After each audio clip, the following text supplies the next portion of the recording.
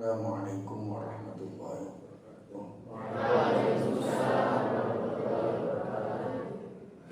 Nahmaduhu wa nusalli wa nusallimu ala rasulil karim wa ala alihi wa ashabihi ajmain.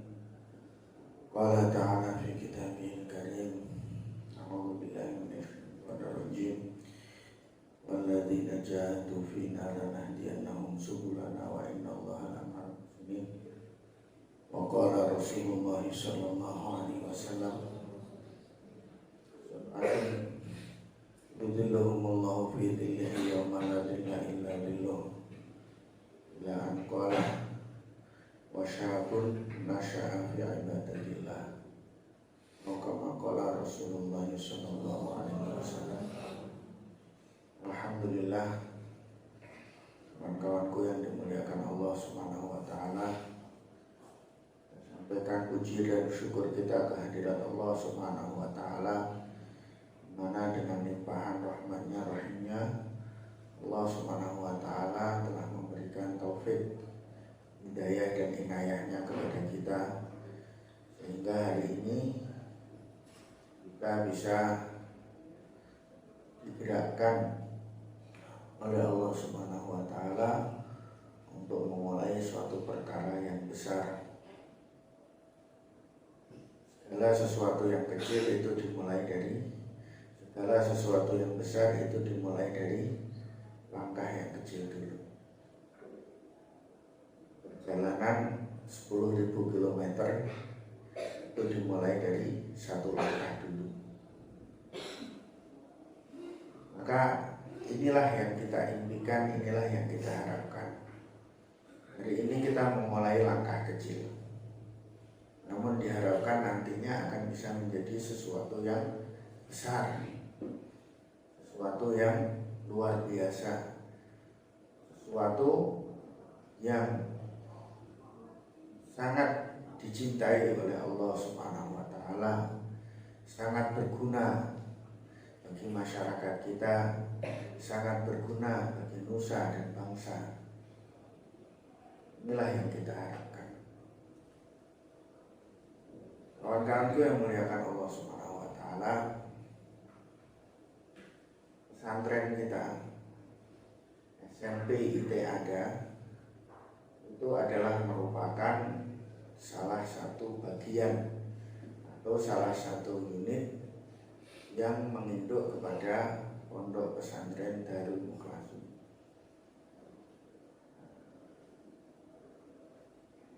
Di bawah Yayasan Yasmu, Yayasan Sirajul Mukhlasin. Ini merupakan satu bagian di mana pesantren Sirajul Mukhlasin ini adalah pesantren yang sudah berdiri sangat lama sekali. Asli dari pesantren kita ini berdiri awalnya kurang lebih tahun 1916 yaitu tahun di mana kepulangan pendiri pondok Kiai Haji Muhammad Siraj bin Abdul Rashid dari Makkah Al-Mukarramah. Jadi mulai saat itu pesantren telah dimulai. Bentuknya masih sangat sederhana. Seperti tadi saya katakan, dimulai dari langkah kecil. Yang namanya pondok, sebesar apapun pondok, itu mulainya juga dari santri yang hanya 1-2 orang. Pelajarannya pun masih pelajaran yang sangat sederhana. Tidak mungkin langsung orang buka pondok langsung ngajar alfiyah, ngajar Ihya Ulumuddin, ngajar kitab-kitab yang besar, ini nggak mungkin. Maka beliau mulai dengan mengajar alif bata bagi orang-orang kampung, masyarakat. Kemudian seiring berjalannya waktu, yang perlu menjadi catatan bahwa pendiri awal pesantren kita itu adalah termasuk orang pertama yang memulai dakwah secara berkeliling. Karena berdirinya atau kepulangan beliau dari Mekah saat itu adalah bersamaan dengan didirikannya kurang lebih bersamaan dengan didirikannya sekolah seminari pertama untuk pribumi di Indonesia. Ini sekolah seminari atau sekolah untuk mendidik seorang menjadi calon pendeta dalam agama Katolik, itu yang untuk orang-orang Indonesia, orang-orang Jawa. Maka yang pertama atau paling pertama minimal,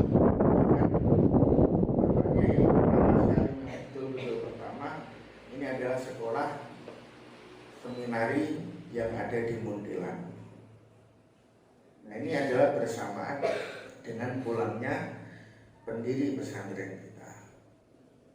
Maka beliau risau melihat keadaan ini. Beliau risau melihat ancaman kristenisasi ini. Maka akhirnya oleh beliau diadakanlah yang namanya pengajian keliling, atau dalam bahasa itu adalah nasihat. Nasihat itu bagaimana beliau akan datang ke satu kampung tanpa diundang, datang sendiri ke sana, mengumpulkan masyarakatnya, kemudian beliau memberikan pengajian atau mau'idhah hasanah. Akhirnya sekarang kita teruskan walaupun bentuknya agak sedikit berbeda dengan dakwah dan tabligh. Nah, beliau itu berangkatnya masih infirodi, kalau kita sudah istimewa. Nah, beliaulah yang berkeliling kemana-mana. Jadi yang memuliakan Allah Subhanahu wa Ta'ala. Kemudian perjalanan pesantren ini berjalan terus. Setelah beliau meninggal, sebelum beliau meninggal, ketika beliau sudah menginjak usia yang cukup lanjut, maka sebagian dari kepemimpinan atau pengaturan pesantren itu diwakilkan kepada menantunya. Yang pertama Kiai Abdul Majid, yang kedua Kiai Mukhlasin. Kemudianlah beliau hanya sebagai istilahnya yang diharapkan berkahnya saja.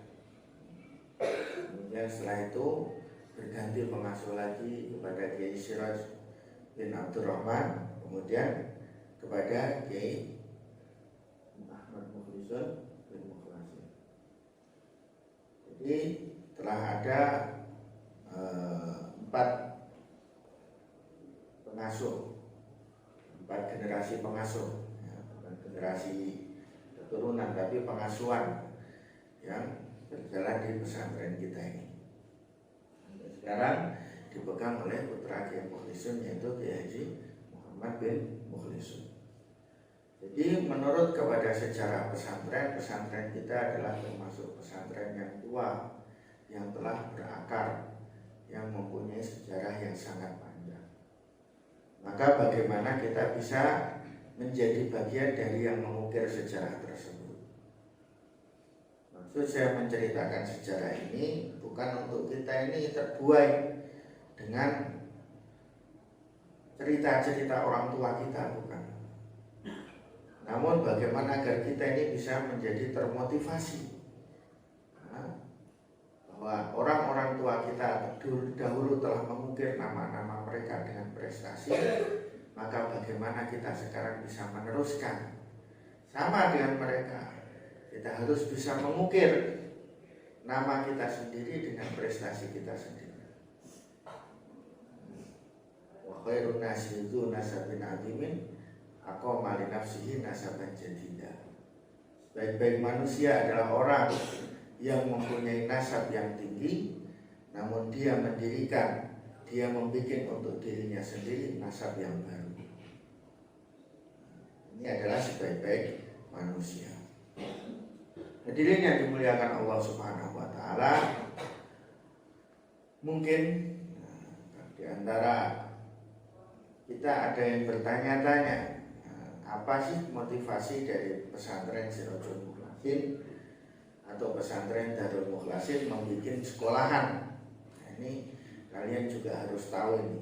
Maksud kalian datang ke sini, maksud kami mengundang kalian ke sini ini untuk apa? Ini penting. Padahal sebetulnya kesibukan kita dengan pesantren yang sudah ada itu sudah menyita banyak sekali waktu. Kesibukan kita dengan pesantren yang ada, dengan madrasahnya, dengan tahfidzul Qur'annya, dengan daurahnya, pesantren putra, pesantren putri, itu sebetulnya sudah sangat menyita banyak sekali waktu dan tenaga. Kenapa kok malah nambahi kerjaan istilahnya dengan mendirikan bagian yang formal, diawali dari SD dulu, TK, SD, kemudian SMP, ini sekarang SMP ada dan SMK ada, dan bahkan kita promosikan SMK ada ini pada banyak tempat, ditaskilkan. Dahulu SMP IT ada ini pun ada di beberapa tempat juga. Kenapa? Untuk apa ini semua? Jadi yang muliakan Allah Subhanahu wa taala, ada beberapa hal yang ingin dicapai atau yang menjadi pendorong bagi kita untuk mendirikan SMP IT ada atau mendirikan sekolah formal ini. Yang pertama sekali adalah ikut serta dalam perebutan generasi. Jadi anak-anak muda, orang-orang muda itu adalah merupakan suatu generasi emas, yang mana apapun yang akan ditanamkan kepada mereka itu akan sangat mempengaruhi mereka untuk kehidupan selanjutnya. Yang kedua, anak muda ini adalah merupakan harapan bagi kehidupan selanjutnya, generasi selanjutnya. Siapakah yang akan memimpin pada hari esok? Itu adalah anak muda zaman sekarang. Bagaimana yang memimpin sekarang adalah anak muda pada masa kemarin. Maka tentunya kerja-kerja para setan, kerja-kerja orang-orang jahat, kerja-kerja para musuh Allah dan Rasulnya, ini banyak di antara mereka. Pasti mereka melakukan kerja yang gencar kepada mereka. Sebagian orang alhamdulillah telah Allah Subhanahu wa taala hubungkan mereka dengan pesantren. Pesantren di mana saja. Sebagian orang, maka orang-orang yang terhubung dengan pesantren ini relatif selamat.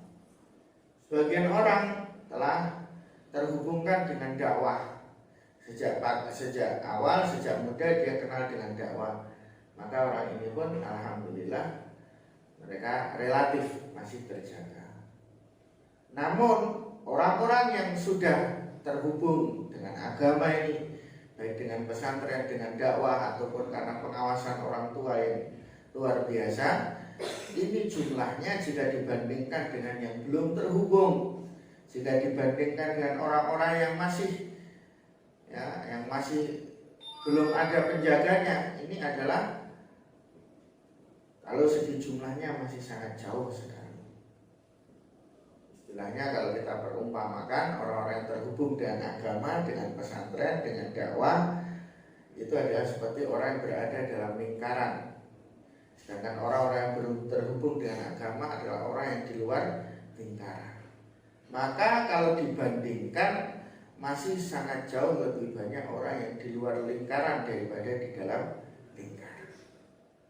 Dan apakah setan itu mendiamkan mereka?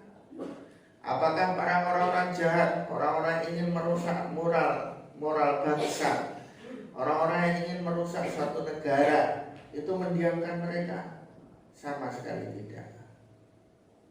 Mereka pun mempunyai kerja, mereka pun berusaha untuk menghancurkan orang-orang yang berada di luar lingkaran ini. Maka untuk itulah perlu kita ini ikut serta dalam memperebutkan generasi.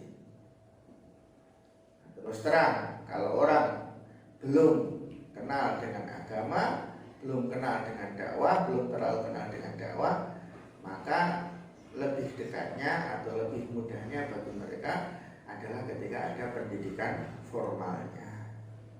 Lebih menarik. Ini adalah motivasi kita yang pertama. Yang kedua, adalah kita ingin bagaimana agar bisa mencetak generasi-generasi hafid Al-Quran. Jadi dalam pesantren SMP IT Ada ini kita inginkan bagaimana ya kita bikin kurikulumnya, kita bikin suasananya itu bisa membentuk para siswa, para santri semua itu agar menjadi orang-orang yang Qur'ani. Dia sambil belajar, bahkan bukan sambilan. Mohon maaf saya salah kata. Dia menghafal Al-Quran dan ini menjadi tujuannya. Dan dia belajar formal dan ini menjadi tujuannya. Jadi tidak ada kok ini menjadi sambilan dari ini menjadi sambilan dari ini. Kita tidak seperti itu. Dua-duanya penting. Maka bagaimana seorang itu dia bisa menghafal Al-Quran dengan sungguh-sungguh, belajar pelajaran formalnya juga dengan sungguh-sungguh, sehingga nantinya apa? Nantinya akan tercipta orang itu dia mempunyai kemampuan memang. Ya, dia mempunyai kemampuan dan kita sangat mengharapkan sekali kemampuan itu. Namun dengan kemampuan itu dia juga mempunyai mental Al-Quran. Hafalannya hafalan Al-Quran, akhlaknya juga akhlak Al-Quran. Ini jangka pendek kita. Supaya apa? Supaya nanti ya dia bisa menyebarkan dakwah, menyebarkan Al-Quran ini di lingkungan. Kalau nanti dia meneruskan sekolahnya di SMA atau mana saja, maka dia bisa meneruskan sambil membaca Al-Quran, sambil membawa Al-Quran, membawa dakwah ke sana. Jadi kalian ini sekarang sekolah di SMP IT Ada ini, kami tidak pernah mewajibkan ya kalian nanti sesudah lulus harus mondok atau harus ke SMK Ada atau harus kemana. Kami tidak pernah mewajibkan itu. Silahkan mau kemana juga silahkan. Kalian mau meneruskan ke SMA silahkan. Kalian mau meneruskan kemana silahkan. Yang kami wajibkan, bawalah Al-Quran ke sana, bawalah akhlak Rasulullah SAW ke sana, bawalah dakwah ke sana. Ini yang kami wajibkan. Kalian setelah dari sini mau mondok ke pondok lain silahkan, mau meneruskan sekolah ke sekolah yang lain silahkan, kemana saja silahkan. Kalau berhenti ya jangan. Di sekolah berhenti, enggak sekolah juga enggak, mondok juga enggak, jangan. Karena kalian ini sama sekali belum selesai. Meskipun kalian lulus dari SMP, itu kan baru pertama, ya kan? Sekolah menengah pertama, ini baru pertama, baru langkah. Satu langkah kok mandek, ya enggak akan sampai. Ya. Jadi harus teruskan belajar. Namun belajar di mana silahkan. Terbuka lebar untuk kalian. Yang kami wajibkan adalah bawalah Al-Quran dimanapun kalian berada, sebarkanlah ya, sebarkanlah akhlak baginda Rasulullah SAW, sebarkanlah dakwah di sana. Itu yang kami wajibkan. Ini yang kita inginkan, sehingga dakwah Al-Quran dan akhlak Rasulullah SAW ini bisa tersebar di mana-mana. Terus terang dulu ya, kami ini pun sudah banyak program kepada orang-orang sekolah. Kita pun kirim jamaah ke sekolah-sekolah, kita program mereka. Namun akan sangat berbeda ketika orang yang berdakwah itu adalah orang dari sekolah yang sama itu sendiri, yang mempunyai bahasa yang sama, yang mempunyai kebiasaan yang sama.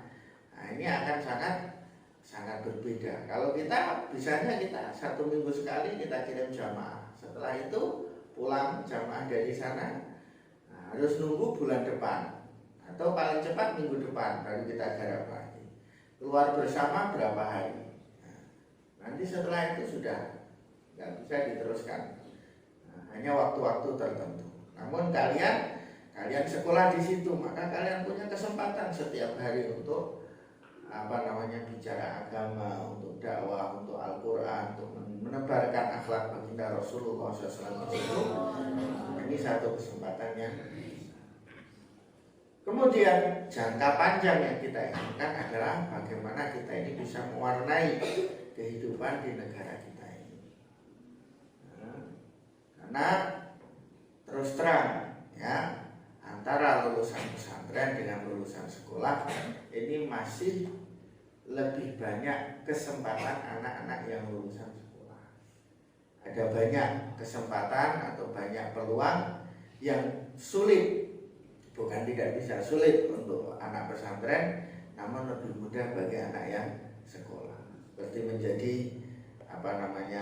direktur, ya kan, menjadi pegawai negeri, menjadi ya istilahnya jabatan-jabatan yang formal.